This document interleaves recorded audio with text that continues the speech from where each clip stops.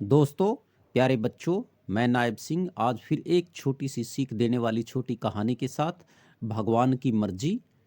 किसान सालों से मेहनत करके फसल लगाता, पर जब भी काटने की बारी आती तब पानी गिर जाता या फिर ओले पड़ जाते और आधी फसल खराब हो जाती। इस बात से परेशान होकर किसान भगवान के पास गया और कहने लगा, आपको किसानी का कुछ भी ज्ञान नहीं है।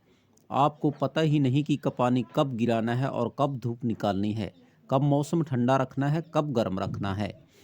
अगर आप मेरे हिसाब से करें तो आपको अंदाज़ा भी नहीं लगा सकते कि फसलें कितनी अच्छी निकलेंगी। भगवान मुस्कुराए और किसान को शक्ति दे दी और कहा, जब तुम्हारी फसल निकले तब मेरे पास आना।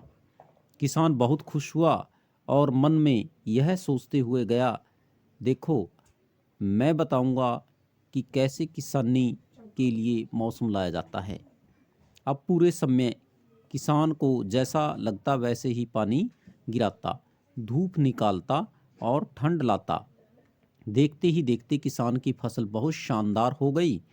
ऐसा लग रहा था जैसे इससे पहले कभी इतनी अच्छी फसल लगी ही न हो।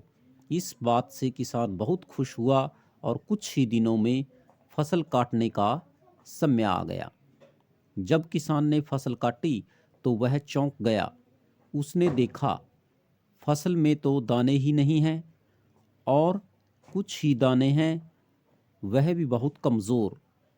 इस बात से परेशान होकर किसान फिर भगवान के पास पहुंचा और अपनी समस्या बताई। भगवान ने किसान से कहा, जब तुम्हारी फसल के लिए संघर्ष ही नहीं किया तो उसमें अच्छे दाने फल कहाँ से आएंगे। उन फसल में आधी की मर सही, न ओले की और न ही खराब मौसम की। एक अच्छी फसल के लिए संघर्ष करना बहुत ज़रूरी है। किसान को अपनी गलती समझ में आ गई। वह भगवान से माफ़ी मांगकर वापस आ गया। फिर उसने दोबारा कभी खराब मौसम की शिकायत नहीं की। शिक्षा। इस सीख देने वाली कहानी से हमें यह शिक्षा मिलती है कि बिना संघर्ष के जीवन में सफलता नहीं मिलती।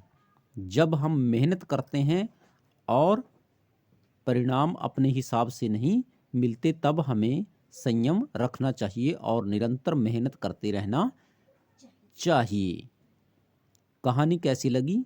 फिर मिलेंगे एक और नई सीख देने वाली कहानी के साथ। कहानी को लाइक, कमेंट और शेयर जरूर करें।